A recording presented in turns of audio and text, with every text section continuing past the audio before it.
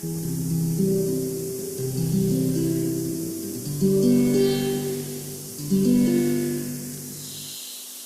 setiap musim dalam hidupku, Engkau selalu ada bersamaku.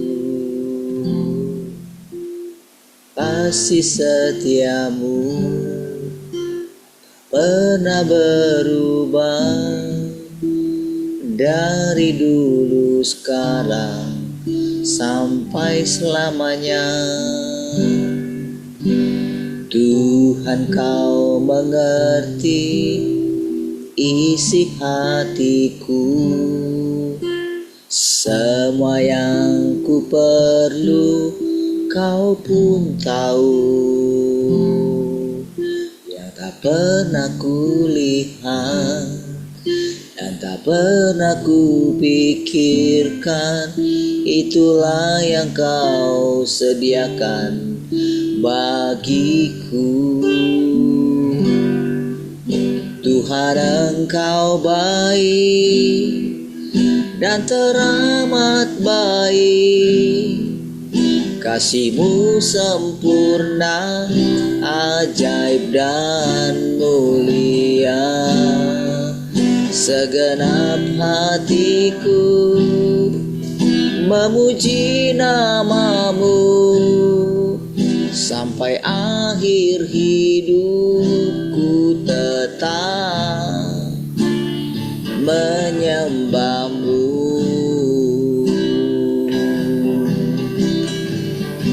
Di setiap musim, di setiap musim dalam hidupku, Engkau selalu ada bersamaku. Kasih setiamu tak pernah berubah, dari dulu sekarang sampai selamanya. Tuhan, Kau mengerti isi hatiku, semua yang ku perlu Kau pun tahu. Yang tak pernah ku lihat, yang tak pernah ku pikirkan, itulah yang Kau sediakan bagiku.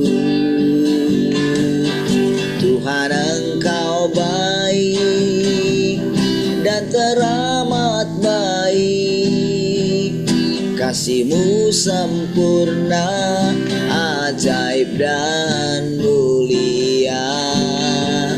Segenap hatiku memuji nama-Mu, sampai akhir hidupku tetap menyembah-Mu. Tuhan, Engkau baik dan teramat baik, kasih-Mu sempurna, ajaib dan mulia.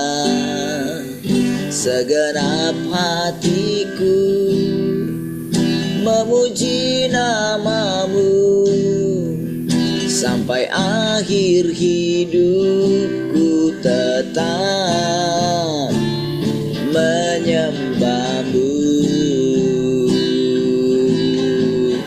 Sampai akhir hidupku tetap menyembah-Mu. Sampai akhir hidupku tetap menyembah-Mu.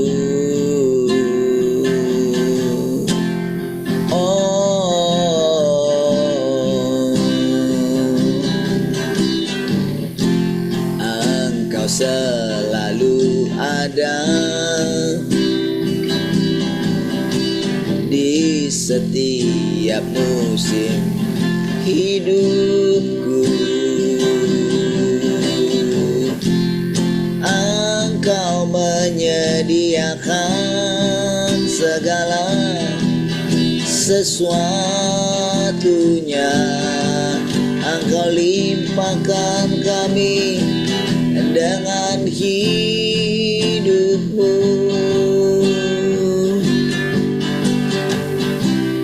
Ku ada hari ini karena Tuhan baik dan teramat baik bagiku. Semua yang ku alami bersamamu ku lewati, indahnya kasih Tuhan seperti pelangi. Sehabis hujan,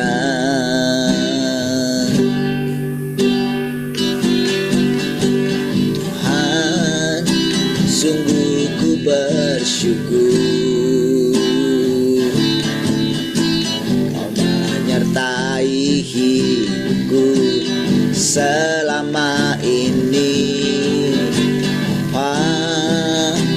Ku berterima kasih untuk kasih setiamu yang tak pernah berubah. Aku ada hari ini karena Tuhan baik dan teramat baik bagiku. Semua yang ku alami bersamamu ku lewati, indahnya kasih Tuhan seperti pelangi. Sehabis hujan,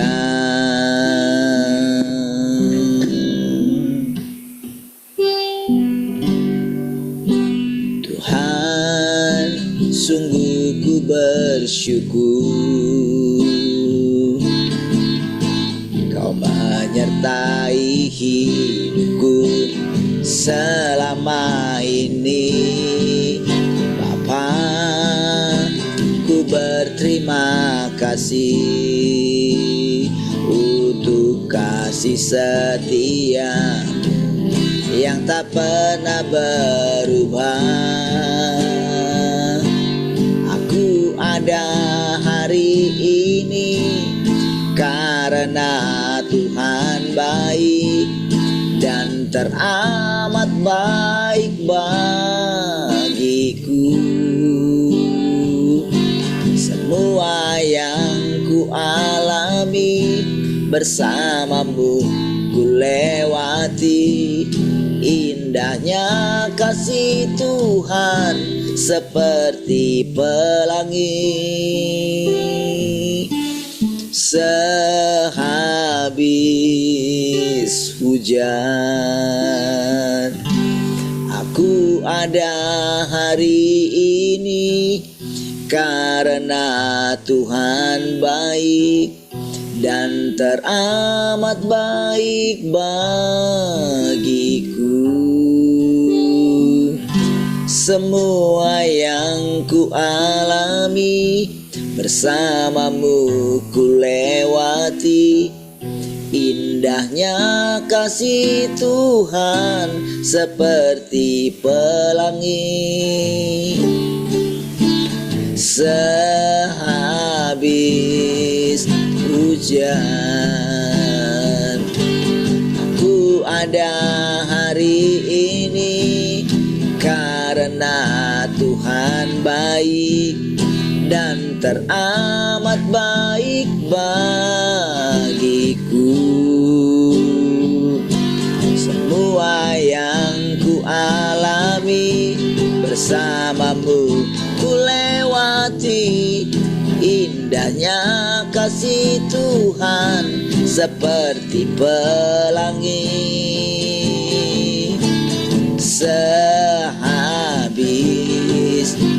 hujan. Indahnya kasih Tuhan seperti pelangi sehabis hujan. Indahnya kasih Tuhan seperti pelangi sehabis hujan.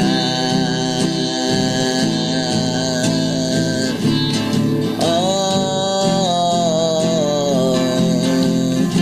indahnya kasih-Mu yang Kau limpahkan.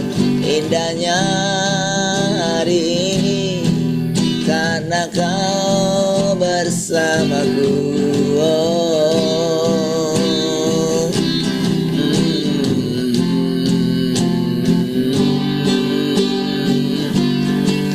haleluya.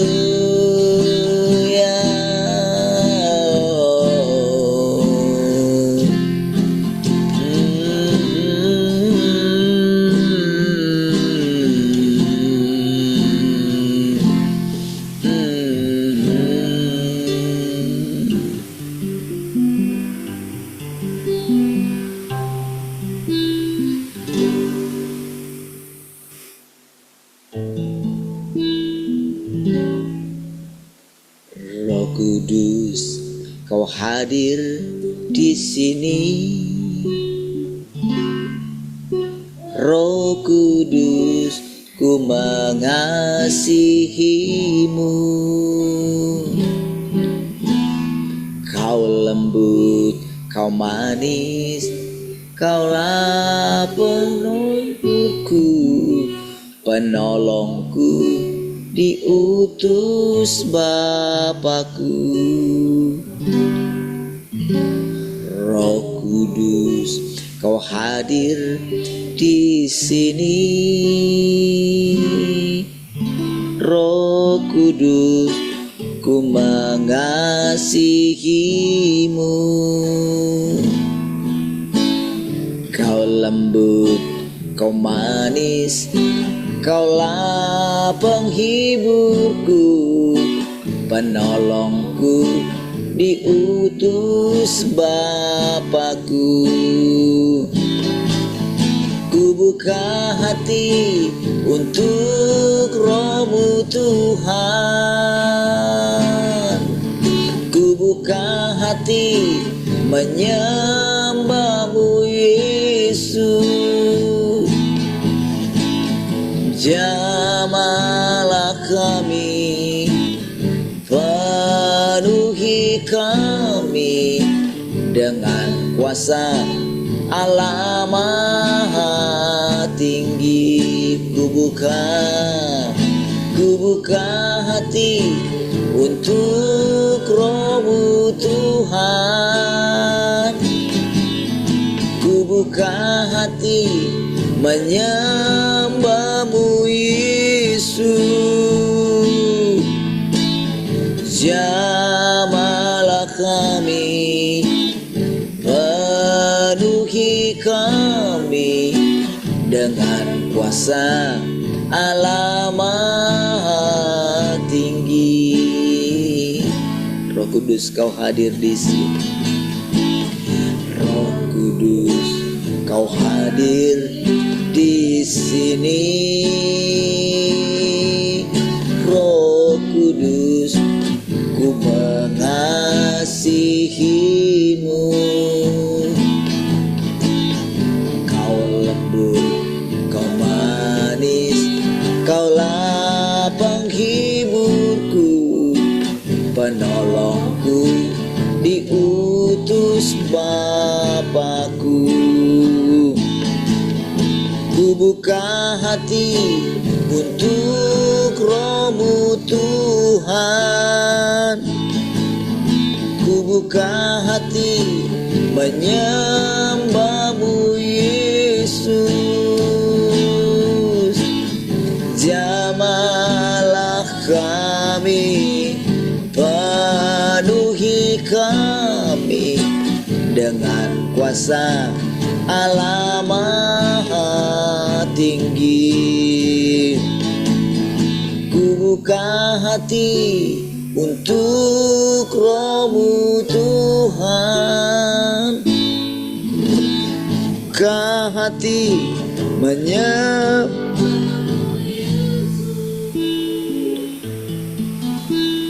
jamahlah kami, penuhi kami dengan kuasa Allah Maha Tinggi. Jamahlah kami, penuhi kami dengan kuasa Allah Maha Tinggi. Jamahlah kami Tuhan, jamahlah kami, penuhi kami dengan kuasa Allah Maha Tinggi.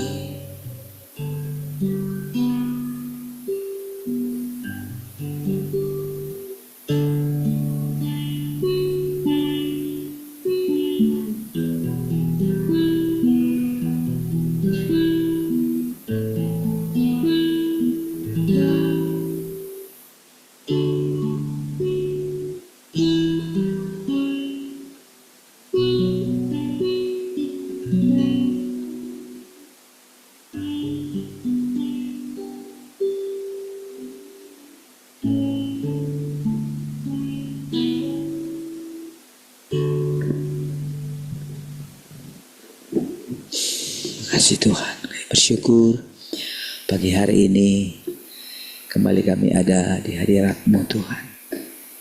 Terima kasih Tuhan.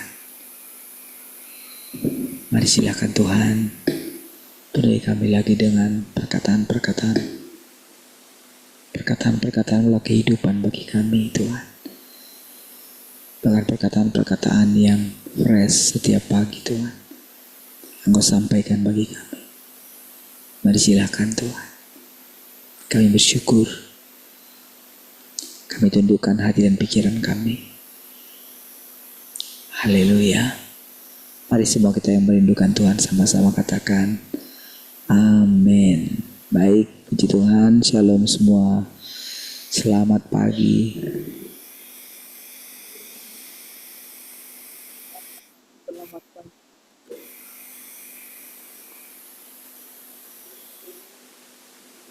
Soalnya Allah terus.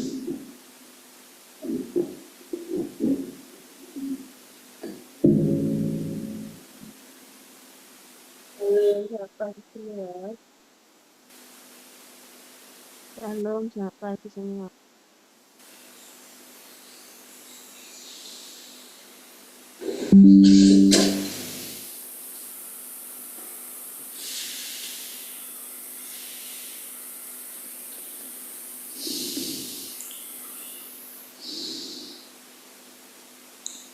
Shalom Tante Heni.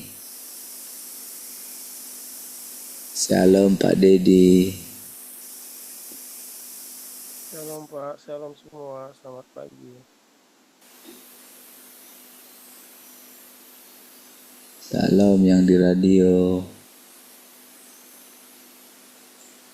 Sudah semua? Ada yang mau sharing pagi ini? Ada yang mau sharing? Wah, kenapa ini? Tenggelam juga.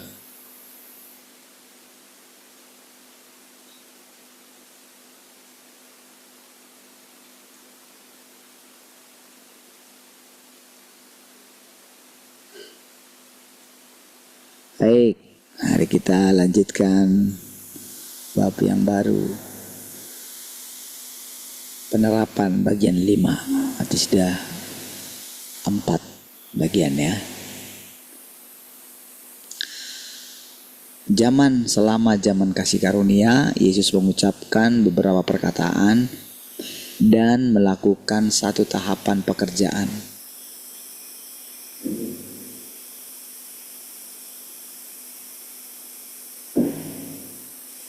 Ada satu konteks bagi semua itu, dan semuanya sesuai untuk keadaan orang-orang pada masa itu.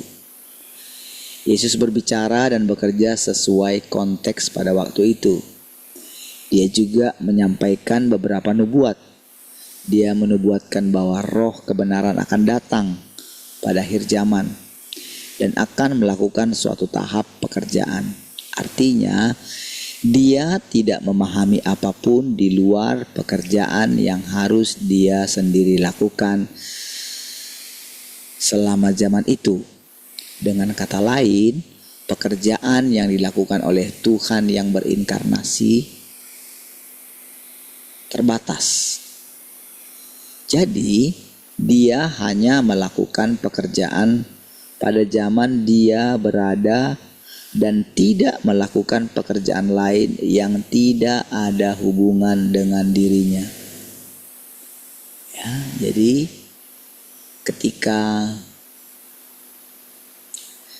dia disebut itu Kristus ya.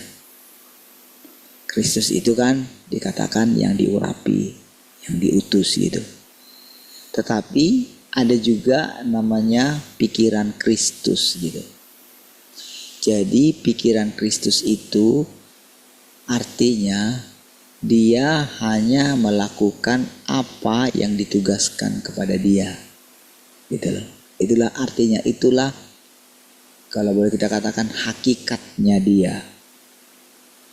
Makanya dari kata-katanya dia, dari situlah kita lihat pertumbuhan dia. Dari ketaatan dia. Jadi dari ketaatan itu muncullah firman yang baru. Makanya dia mengatakan anak tidak dapat melakukan sesuatu dari dirinya sendiri.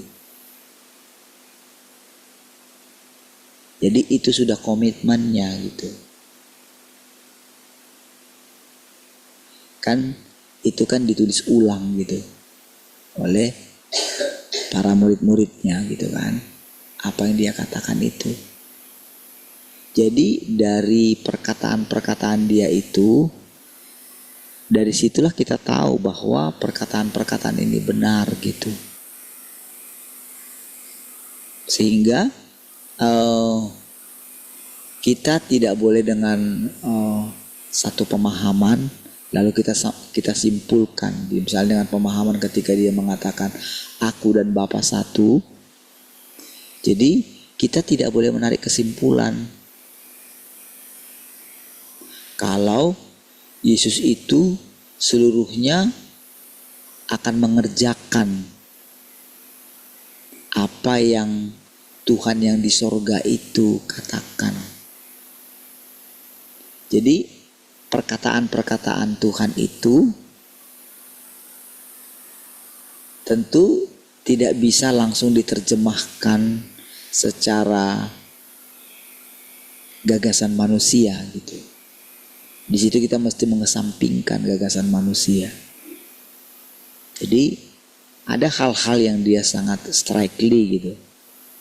Untuk supaya kita tidak menempatkan Yesus itulah pekerjaan akhir gitu. Karena dia juga mengatakan akan datang kedua kali gitu. Nah, dari perkataan Yesus itu saudara, dari situ kan kita mesti melihat mana perkataan dari Tuhan yang di sorga, mana perkataan dari Tuhan yang berinkarnasi. Tuhan yang berinkarnasi maksudnya yang pertama kali yang kita sebutkan gitu. Nah, disitulah bedanya sebetulnya. Makanya kan tadi malam kan kita belajar tentang tahap pertama ini harus mengerti tentang. Jadi kamu harus mengerti apa itu arti inkarnasi. Jadi itu tahapan baru. Jadi sebetulnya kita ini mengikuti pekerjaan Tuhan. Gitu. Makanya di awal-awal daripada firman Tuhan yang Maha Kuasa ini dia menjelaskan gitu. Jadi apa yang dia jelaskan tentang Tuhan Yesus itu, jadi itu dari pengalaman dia juga. Ketika dia terus harus mempersembahkan dirinya gitu. Dia terus harus memperbaharui komitmennya. Dia harus mengatakan kepada Tuhan yang di sorga itu.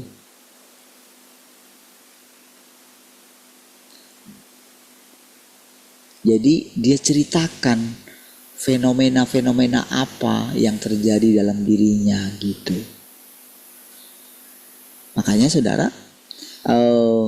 dia benar-benar dari perkataan-perkataannya itu kita jadi mengerti apa sebetulnya arti sesungguhnya daripada Tuhan datang kedua kali gitu.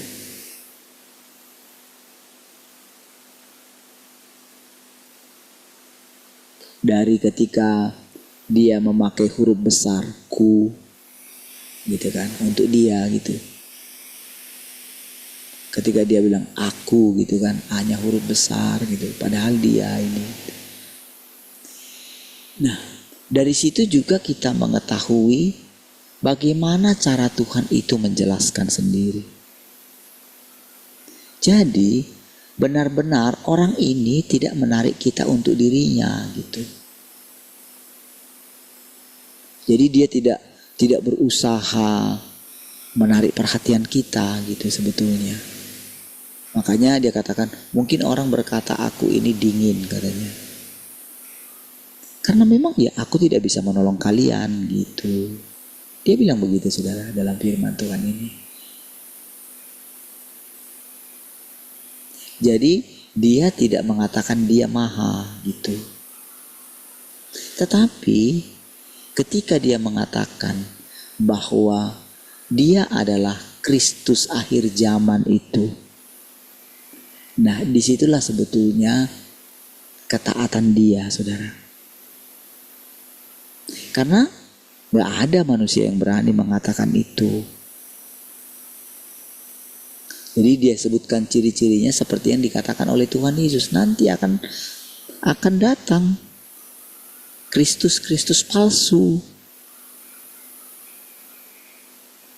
Ciri-cirinya apa? Mereka akan membuat hal-hal supranatural gitu. Dari situlah kita tahu antikristus itu. Mereka itu minta dihormati gitu. Makanya pikiran Kristus itu jelas. Aku tidak mencari hormat dari manusia katanya gitu. Dari situlah sebetulnya kita mengenali roh apa yang sedang bekerja dalam kita. Roh Kristus kah? Atau roh antikristus? Kita pengen menarik perhatian orang enggak? Kita pengen membuat kita itu jadi guru enggak? Nah, disitulah sering sekali saudara ketika saya bicara gitu ya. Jadi ketika sembari saya berbicara itu saudara, disitulah saudara juga Tuhan menunjukkan kepada saya dengan lemah lembut saudara. Tuhan itu menghajar gitu. Sekaligus menuntun gitu. Dengan segala kesabaran gitu. Seperti seorang ibu terhadap anaknya. Sabar sekali. Itu sebetulnya yang kita lihat selama ini gitu.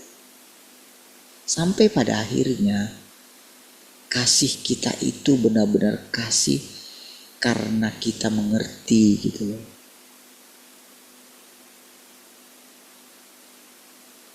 Jadi kelembutan hati kita itu nyata saudara. Jadi setiap orang yang tanda daripada orang itu mulai mengasihi Tuhan yang berinkarnasi, Jadi artinya Tuhan berinkarnasi itu, jadi ada teladan yang bisa kita lihat. Nyata dia. Tuhan Yesus itu imajinasi. Karena kita nggak pernah melihat Yesus. Sama juga dengan yang sekarang. Kita terbatas untuk melihat dia.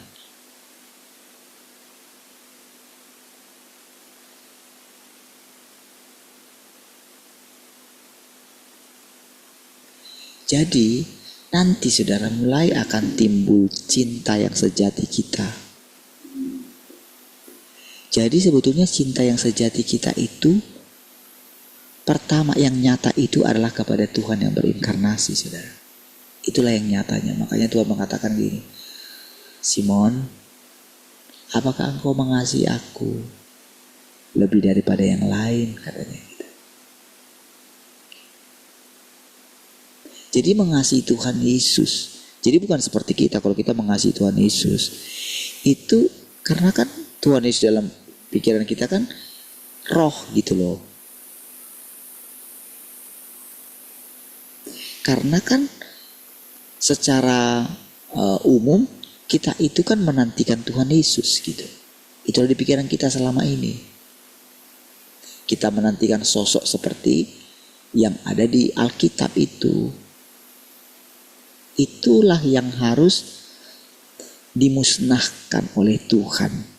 Gambaran Yesus yang ada di misalnya kalender-kalender itu, saudara. Jadi saudara, peninggian kita dalam tanda kutip ya akan Tuhan Yesus itu, saudara, itu menghalangi kita untuk berjumpa dengan Bapa itu. Karena kita berhenti pada tahap kedua. Seolah-olah tidak ada tahap yang lain.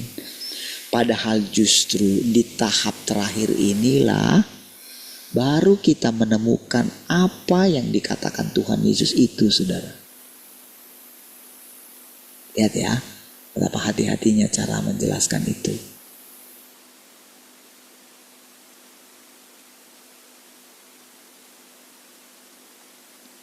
Dari situ nanti kita akan mengetahui. Makanya dari perkataan-perkataan inilah baru kita mengerti nantinya. Dari pengalaman dia.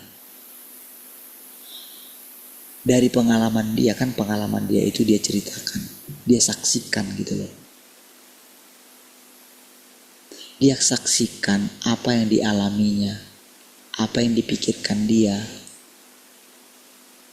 Dia persaksikan bagi kita.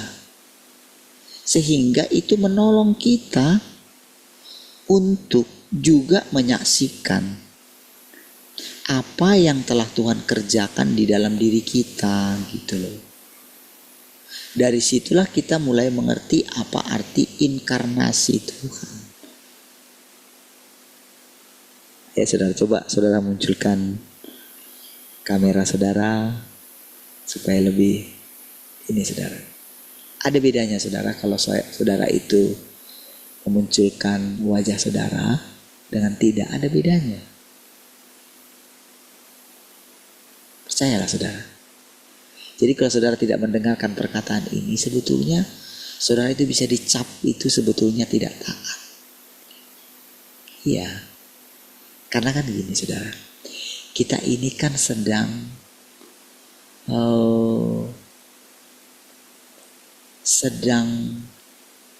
mempelajari sesuatu di mana Tuhan itu menunjukkan dirinya sebagai Tuhan yang berinkarnasi gitu loh. Coba kesampingkan dulu yang lain gitu. Halangan-halangan gitu yang lain gitu. Coba. Nah kalau saya katakan begitu saudara ya, kalau saya katakan begitu, jadi saudara tidak akan mengerti apa yang dikatakan oleh Petrus gitu, apa yang dikatakan Tuhan sama Simon Petrus, nggak akan mengerti. Bagaimana perasaan Tuhan Yesus ketika mengatakan itu, engkau nggak ngerti. Jadi Tuhan itu sedang mengajarkan kepada kita sesuatu.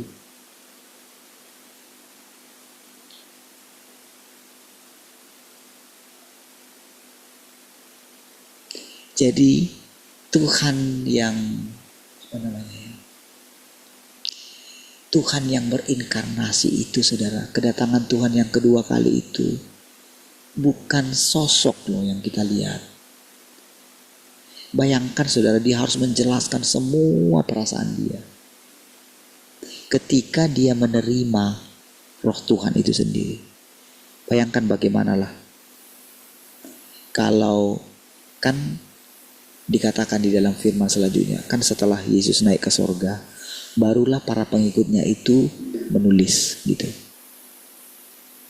Apa yang mereka tulis? Salah satunya Paulus menuliskan begini: di dalam dialah berkenan diam seluruh kepenuhan Allah.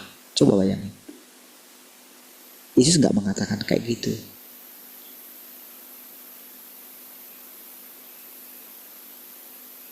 Di dalam Yesus, artinya dengan perkataan itu,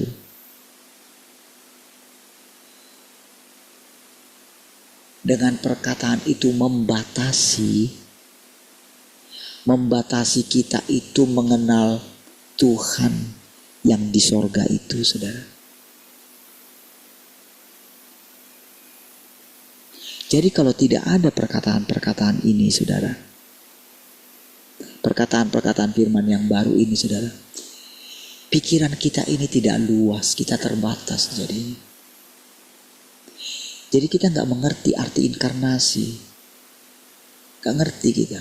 Kalau kita gak mengerti arti inkarnasi, kalau kita tidak memahaminya secara pengalaman, maka selanjutnya akan lama kita, akan sulit kita.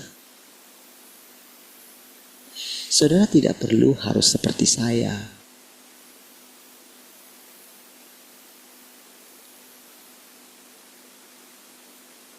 Karena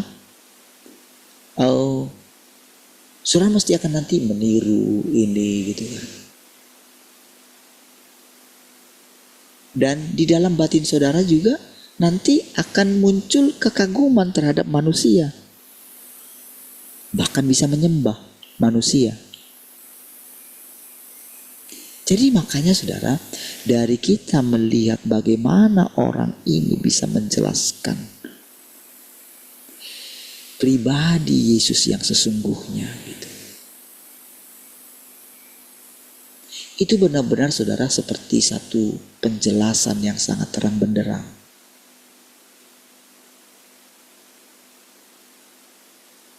Iya.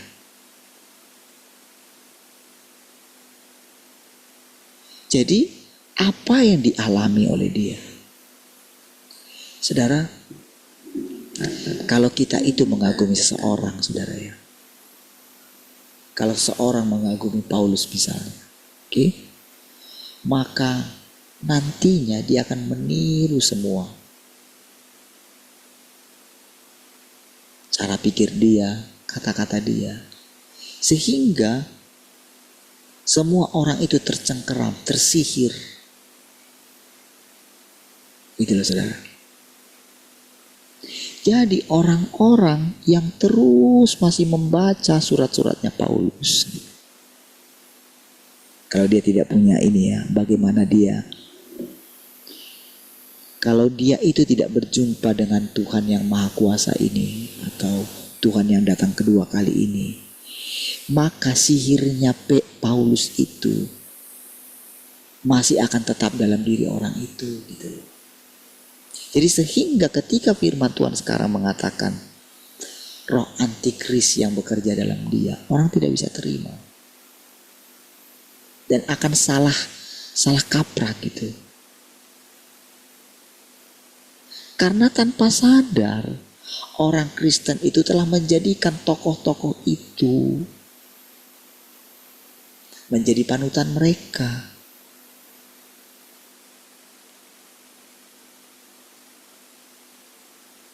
Gitu loh. Jadi tidak bisa melihat. Jadi sebetulnya Yesus dulu ingin menjelaskan, tapi memang seperti dikatakan itu bukan pekerjaan dia. Dia hanya melakukan apa yang jadi tugas dia gitu loh. Dia tetap di situ, saudara. Inilah sebetulnya cara Tuhan yang di sorga itu mau menjelaskan kepada ciptaannya ini, bagaimana caranya supaya engkau tidak sama nantinya seperti iblis gitu. Makanya Tuhan itu harus memisahkan dirinya dengan iblis gitu.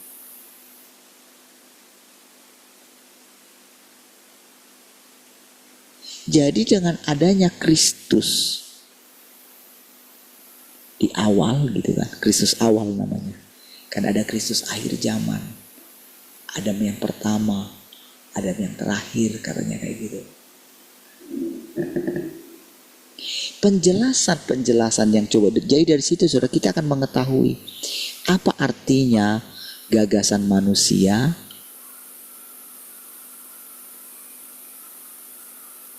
dengan pikiran Tuhan.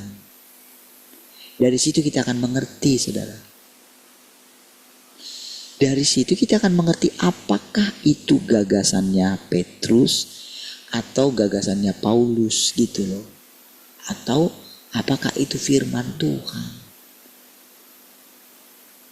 Dari situ kita akan mengetahuinya, saudara. Karena begini, saudara. Kalau kita itu punya pikiran kayak gini ya, Tuhan di dalam aku. Kan iblis kan mengatakan, jika engkau anak Allah gitu loh. Bukankah engkau anak Allah? Kalau engkau anak Allah, engkau bisa buat batu ini jadi roti. Kalau engkau lapar, karena engkau anak Allah. Gitu loh. Tapi Yesus mengatakan dirinya, tidak, aku anak manusia. Gak dihiraukan dia, gak dilawan dia. Siapa bilang aku anak Allah? Gak dilawan dia dengan kayak gitu. Tapi dia gak mengulangi, dia gak berdebat dengan iblis itu. Di situ dia tetap pada pendiriannya. Aku ini anak manusia. Gitu loh. Untuk melawan iblis itu,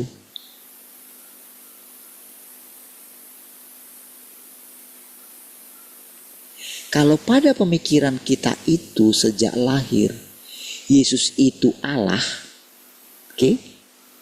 Maka masa Allah itu dicobai sama iblis? Nggak bisa.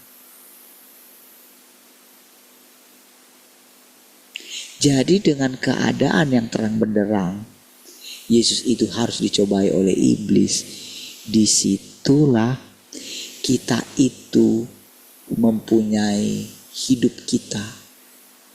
Disitulah kita mengenali keberadaan kita.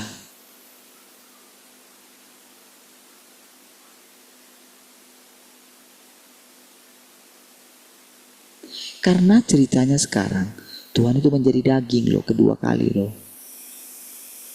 Mulai diterangkan kepada kita tentang kita itu anak-anak sulungnya loh. Itu tinggi sekali loh. Makanya saya bilang sama saudara, ketika satu ayat yang saya katakan, hidupku bukan aku lagi, itu mengubah saya loh. Tetapi bukan berarti hanya secara positif loh. Bisa juga secara negatif. Saya tidak takut apapun gitu. Saya melawan siapapun. Saya nggak peduli halangan apapun. Iya. Karena saya merasa diri saya tahu tentang Tuhan. Saya merasa diri saya dipimpin langsung oleh Tuhan gitu. Inilah yang coba dijelaskan oleh Tuhan yang berinkarnasi ini kepada kita, saudara. Dia ceritakan pengalaman dia.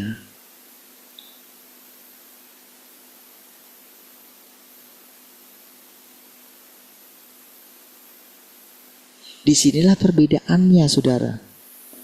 dengan para hamba Tuhan yang lain, yang meninggikan dirinya, yang menonjolkan dirinya, yang berusaha terus meyakinkan para pengikutnya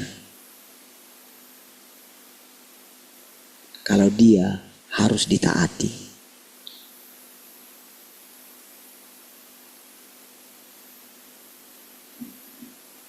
Bisa lihat ya.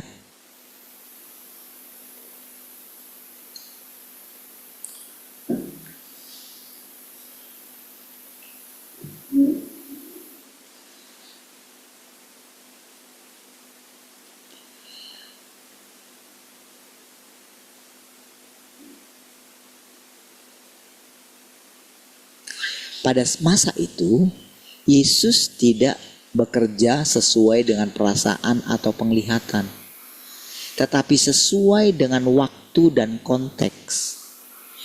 Tidak ada yang memimpin atau membimbingnya. Keseluruhan pekerjaannya menyatakan keberadaan dirinya. Itu adalah pekerjaan yang harus dilakukan oleh Tuhan yang berinkarnasi, yaitu semua pekerjaan yang dilakukan oleh inkarnasi.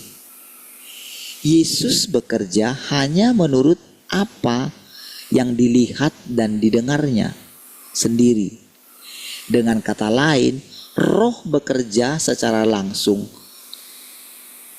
Tidak perlu bagi para utusan untuk menampakkan diri kepadanya dan memberinya mimpi. Juga tidak perlu ada terang besar yang bersinar atasnya dan membuatnya melihat terang itu. Dia bekerja dengan bebas tanpa hambatan oleh karena pekerjaannya itu tidaklah didasarkan pada perasaan. Coba lihat yang selanjutnya ya. Bagaimana perkataan-perkataan ini? Sungguh saudara, perkataan-perkataan ini tidak bisa dijelaskan oleh orang yang mempertahankan teologi. Gak bisa. Mau dokter apapun dia, seketat apapun dia belajar, karena semua ini tidak ditulis. Dan semua ini juga tidak diketahui oleh Petrus, oleh siapapun orang-orang hebat yang ada di Alkitab itu, tidak.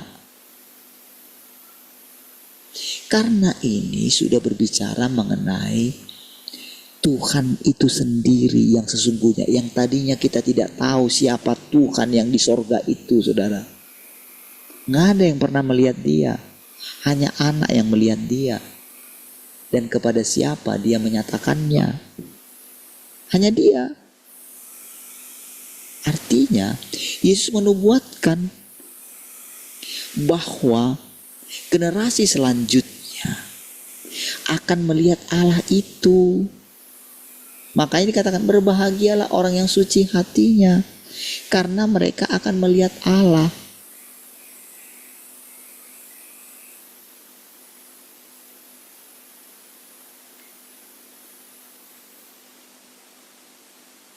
Iya.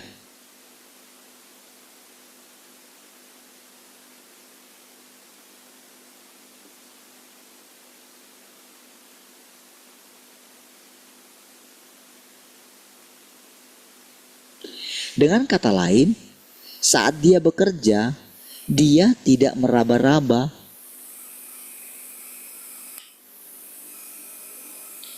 Dan menebak, tetapi melakukan segala sesuatu dengan mudah. Bekerja dan berfirman sesuai dengan gagasannya sendiri dan sesuai dengan apa yang dilihatnya dengan matanya sendiri. Menyediakan makanan minuman rohani secara langsung bagi setiap murid yang mengikuti dia. Seperti yang saudara mulai lihat gitu. Seperti saya katakan sama saudara, saya tidak lagi secara perlahan dibimbingnya untuk tidak terlalu mempersiapkan segala sesuatu. Itu belajar saudara. Itu butuh iman. Pasti saya yang lama itu, apa saya yang lama itu saudara? Saya yang lama itu kan telah diisi dengan segala aturan-aturan yang ada di dalam Alkitab. Nah, ketika saya menjelaskan ini saudara, disinilah kita melihat Tuhan itu coba menjelaskan apa yang dikatakan oleh Tuhan yang Maha Kuasa ini saudara. Nampaknya kan ketika kita bilang, oh dia adalah Tuhan yang Maha Kuasa. Itu nama saudara, itu nama yang disandangnya. Mengenai dirinya sebagai manusia itu saudara, dia harus jadi manusia seperti kita. Kita nggak boleh sembah dia. Dan dia tidak menyuruh murid-muridnya menyembah dia.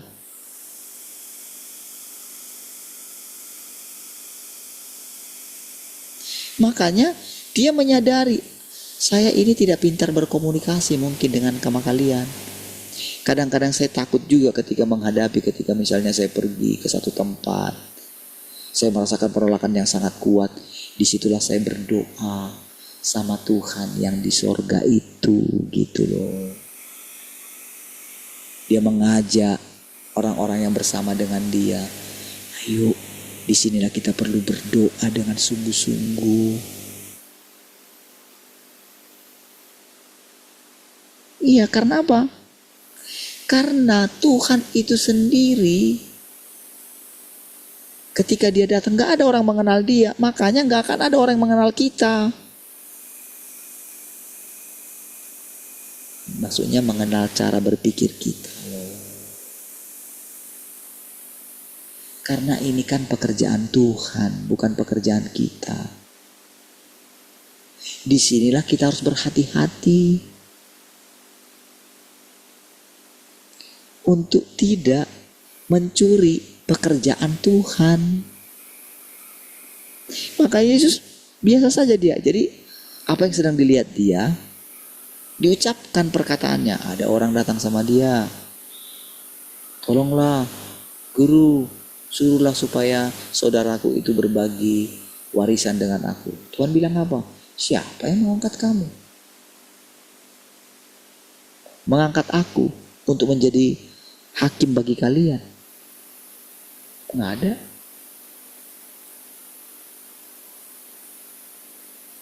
Ketika ada orang datang sama dia,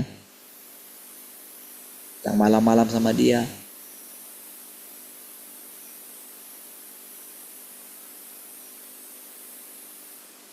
guru, minta dia diajar gitu. Lalu orang itu berkata, bagaimana saya sudah tua, mau masuk lagi ke dalam rahim ibu saya? Tuhan bilang apa? Gimana lah kamu ini? Katanya kamu pengajar. Katanya kamu pengajar Israel. Masa kamu gak ngerti hal yang sederhana itu?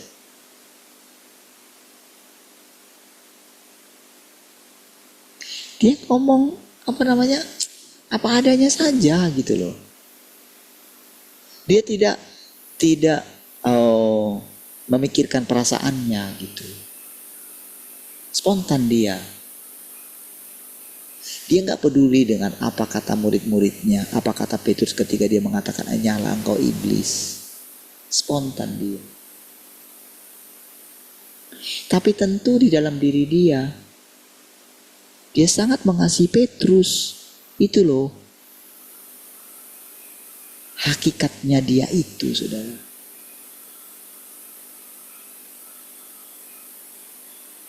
Makanya ketika dia mencoba menjelaskan ini secara perlahan, saudara, inilah benar-benar namanya saudara duduk di kaki Tuhan, saudara.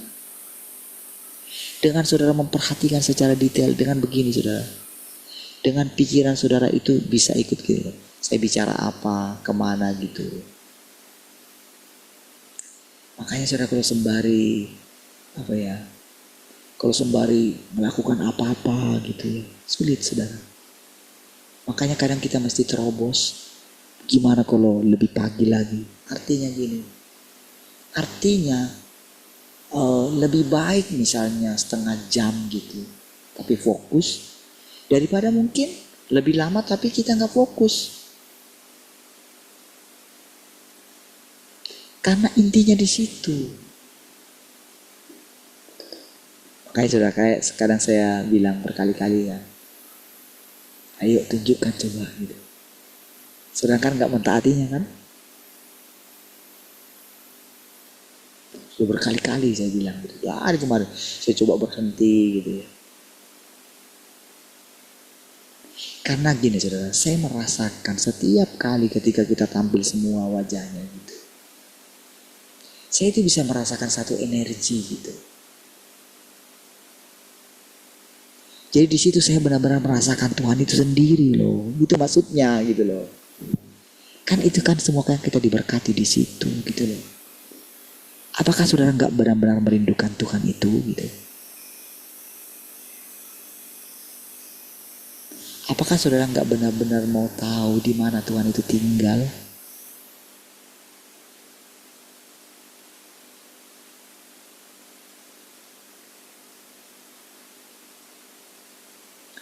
Makanya saudara kadang-kadang saudara ketika mungkin saudara mendengarkan gini ya. Kadang-kadang kata-kata saya itu keras sama adik saya ini gitu. Tahu nggak saudara? Kenapa saudara? Jadi adik saya ini tidak tahu gitu ya. Adik saya yang saya bilang ini Pak Tuin ya.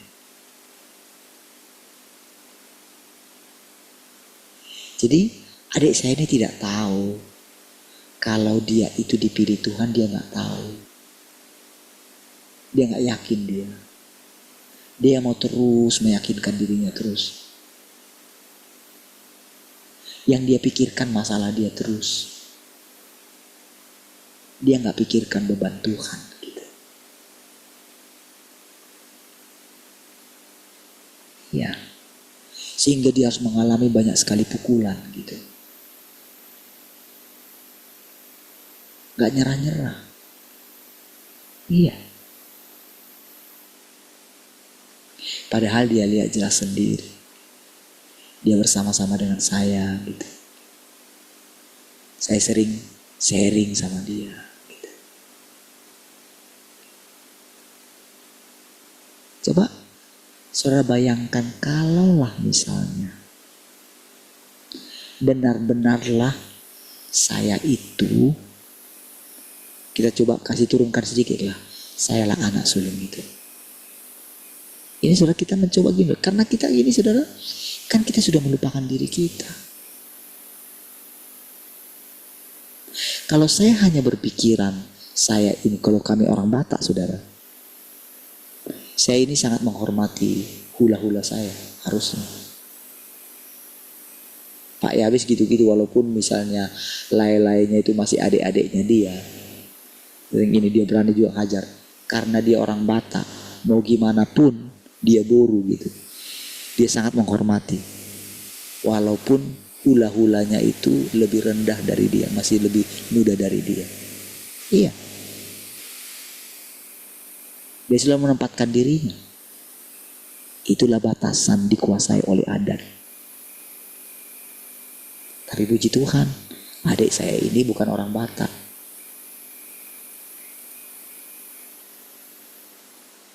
Iya. Kalau dia orang Batak, mungkin saya terbatas dengan dia. Tapi puji Tuhan saudara, Tuhan telah bela saya melalui bapak saya. Iya. Jadi bapak saya sudah bilang sejak awal, anakku gak perlu mengadati. Itulah yang kuat yang membela saya. Tahu gak saudara?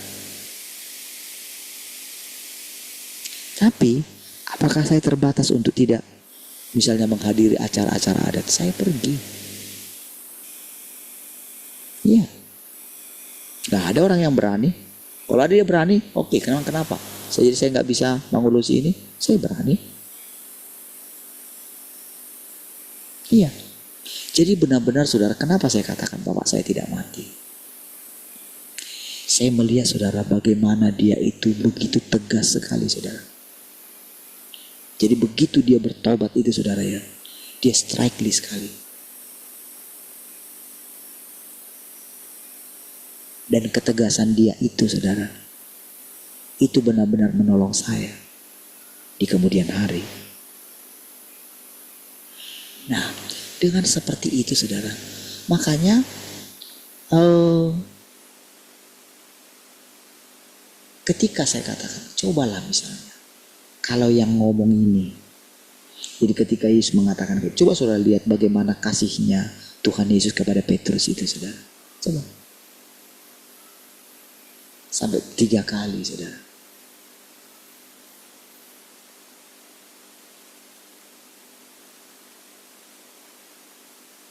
Iya. Sampai 3 kali Tuhan ngomong kayak gitu sama dia. Apakah engkau mengasihi aku lebih daripada yang lain? Gak ngerti saudara dia.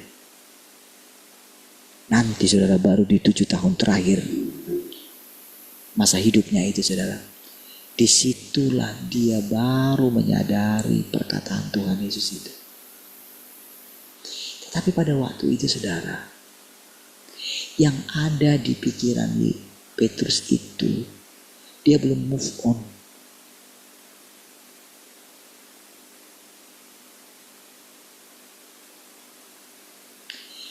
Memang saudara, Tuhan itu belum datang kedua kali. Tapi tahukah saudara, Simeon walaupun Yesus masih bayi, Simeon sudah bisa melihat jauh ke depan. Kan masih 30 tahun lagi kan. Masih butuh waktu 29 tahun lagi kan. Baru Yesus menyatakan dirinya kan. Dan itu pun bertumbuh saudara. Beda saudara perasaan Yesus sebelum menjelang penyalipannya itu beda saudara. Dia latih masih murid-muridnya melakukan iman segala macam. Tapi ketika dia mulai merasakan satu keadaan waktu yang sangat mendesak,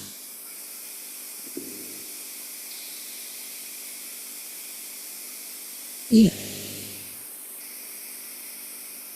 makanya dia tidak terlalu lama dia menderita itu di situ saudara.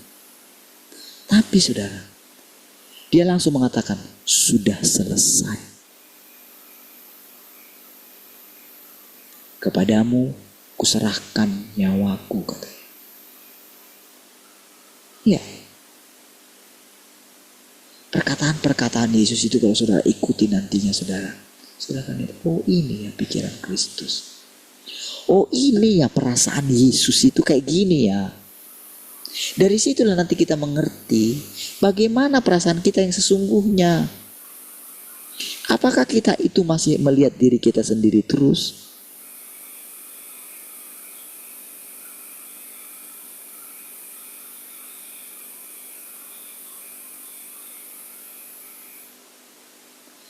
Jadi jangan berpikir saudara, ketika kita terus berkumpul seperti ini, jangan pikirkan hanya untuk diri kita lagi sendiri. Kita sudah harus melupakan itu.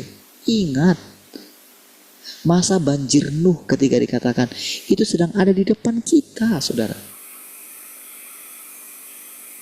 Ya. Masa yang dinubuatkan oleh Daniel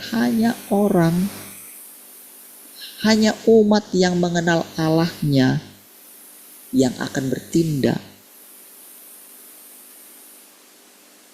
Saudara pikir mengenal Allah itu secara pengetahuan? Kalau secara pengetahuan saudara, tentu orang-orang itu yang pintar-pintar itu sudah ada di sini. Atau minimal begini, mereka sudah membicara, mereka akan berkata-kata seperti saya berkata-kata gitu.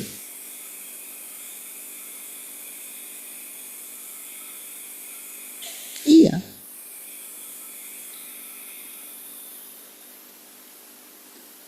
Tentu yang ada dalam pikiran orang itu siapapun dia harus punya pikiran dan perasaan yang terdapat dalam Kristus Yesus. Bagaimana mereka itu bisa mengungkapkan perasaan dan pikiran yang ada dalam Yesus kalau mereka tidak pernah mengalami Tuhan itu sendiri datang dalam hidup mereka. Kalau mereka masih takut, cobalah lihat masalah COVID kemarin, takut gitu kan. Macam mana? Oh saudara, itu yang paling takut itu mungkin para pendeta-pendeta. Iya lah saudara. Tapi mereka itu masih berani loh ngomong iman gitu. Masalah kesehatan sering sekali saudara. Mereka itu harus mengukur terus, mengecek masalah kesehatan mereka segala macam. Iya, mereka punya dokter-dokter pribadi saudara. Tapi kalau ngomong dari mulut mereka, kalau mereka ngomong di mimbar, mereka mengatakan kita mesti mengandalkan Tuhan. Begitu ada jemaat yang sakit, oleh bilur Tuhan Yesus kamu sudah sembuh.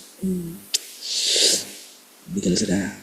Dari situ saudara bisa membedakan gitu.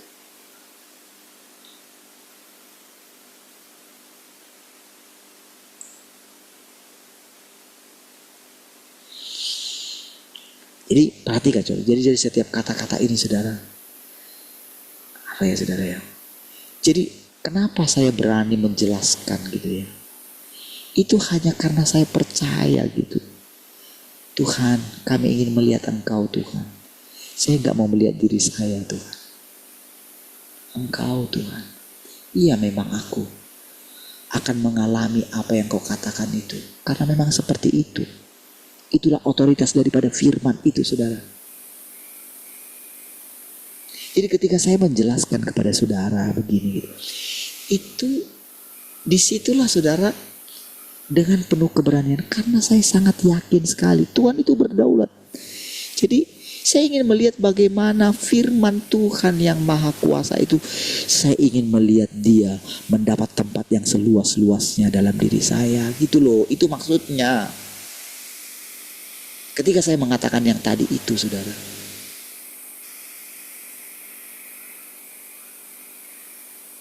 Karena adik saya tidak akan berani terhadap dirinya sendiri, tidak akan keras terhadap dirinya sendiri. Karena dia tidak melihat itu gitu.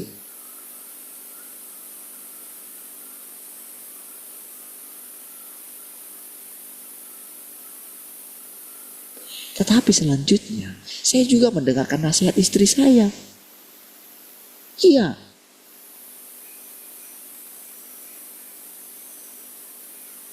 Kalau misalnya dia tegur saya, dia marahin saya, bukan berarti saya harus jadi, kamu gak tahu siapa. Enggak begitu saudara, gak bisa. Itu bukan pikiran Kristus. Kalau misalnya adik saya ini sharing sama saya, dia cerita apa gitu, saya terima.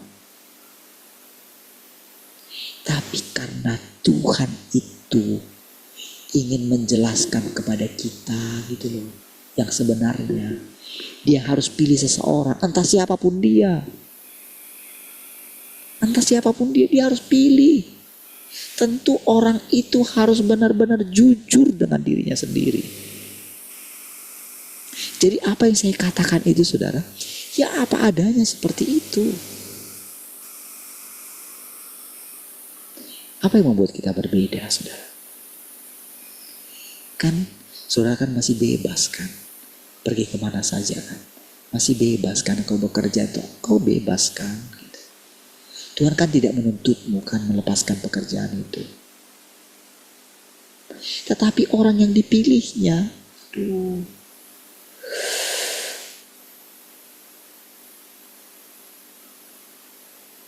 katanya dia percaya sama Tuhan, tapi dia gak percaya pada pemeliharaan Tuhan. Makanya dia bergulat terus. Iya. Entah sampai kapan. Ya.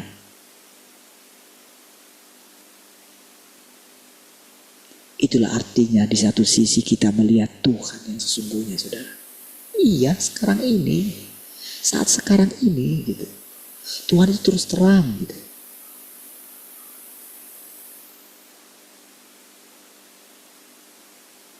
Jadi ketika kita memberikan seluas-luasnya pekerjaan itu kepada Tuhan, dia membimbing kita, dia pelihara kita, dia kasih kita hikmat, dia cerahkan kita. Inilah saatnya. Tak ada yang bisa menjelaskan ini kepada saudara. Nggak ada.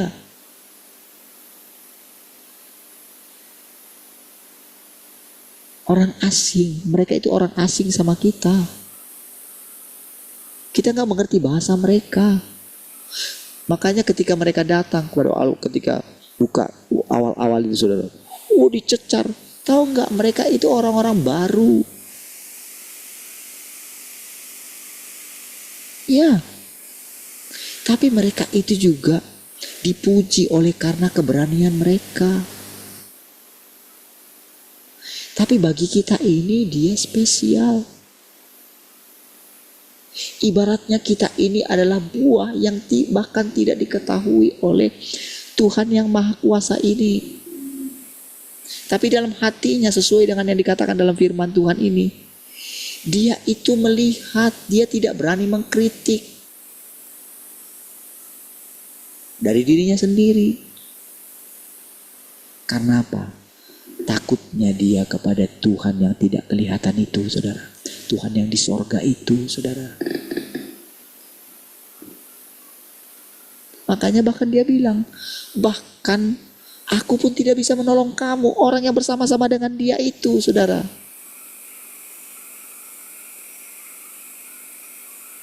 Tapi dari semua firman yang diucapkan ini, saudara, siapapun saudara orang yang benar-benar telah mulai didapatkan oleh Tuhan, pasti akan berkata, saudara, pastilah orang ini Tuhan itu. Gitu loh saudara. Tetapi pikiran Kristus itu menolong orang ini gitu loh saudara. Sehingga dia tidak pernah meninggikan dirinya sendiri. Dia tidak mencari kemuliaan untuk dirinya sendiri. Dia tidak menonjolkan, dia tidak menampilkan wajahnya. Dia mengungkapkan perasaannya, ketakutan dia. Ketika dia mau berbicara, ketika dia mengunjungi satu kota, di mana kota itu mungkin sangat menolak, mungkin orangnya gimana gitu. Dia berdoa sungguh-sungguh kepada Tuhan yang di sorga itu, saudara. Makanya saudara, kalau saudara lihat dari perkataan saya itu, kadang-kadang menimbulkan gitu. Pasti kadang akan bilang begini, apanya maksudnya Bapak ini? Gitu.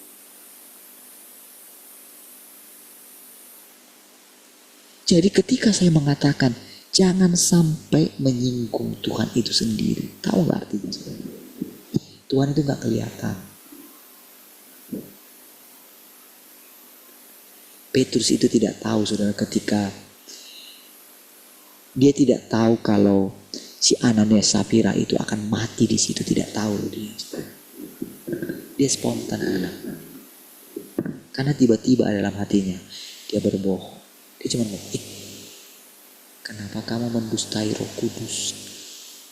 Disitulah saudara, Roh Kudus itu Roh Kudus, begitu dikatakan Roh Kudus, itu pusat intinya Tuhan itu loh. Makanya dibilang hujat terhadap Roh Kudus itu tidak bisa diampuni. Itu artinya itu saudara.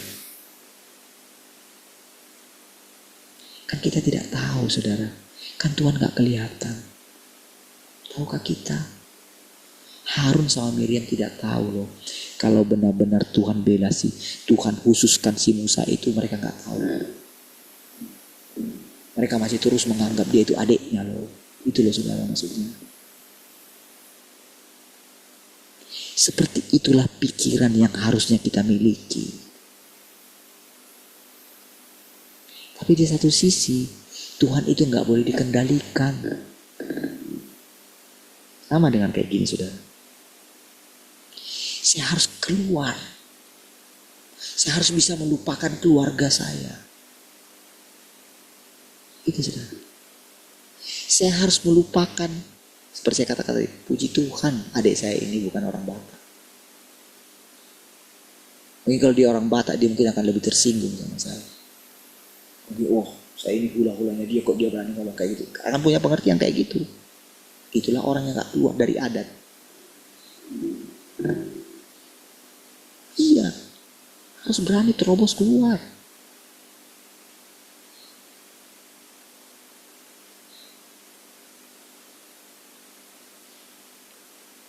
Jadi ketika saya mengatakan itu saudara, bagaimana coba perasaan kalau misalnya saudara itulah adik saya, seperti saudara lah, Bapak Dedi lah misalnya adik saya ini. Saudara bisa mengetahui apa yang dipikirkan dia. Tempatkan aja, coba bayar sendiri. Misalnya engkau orang Jawa gitu. Pasti kan ada halangan-halangan kan. Tapi minimal engkau mengetahui apa yang dipikirkannya. Karena saya pernah melalui itu, saya tahu gejolaknya dia. Iya, saya tahu gejolak hatinya. Sekarang saya sudah bilang, saya acungkan tangan saya, geram saya sama Tuhan. Iya, tahukah saudara? Tuhan bisa kendalikan emosi saya. Karena apa, saudara? Karena memang Tuhan itu tidak tergantung perasaan. Dia lihat dirinya di dalam saya. Dia coba tunjukkan. Kamu tahu nggak? Apa saja bisa engkau gerakkan.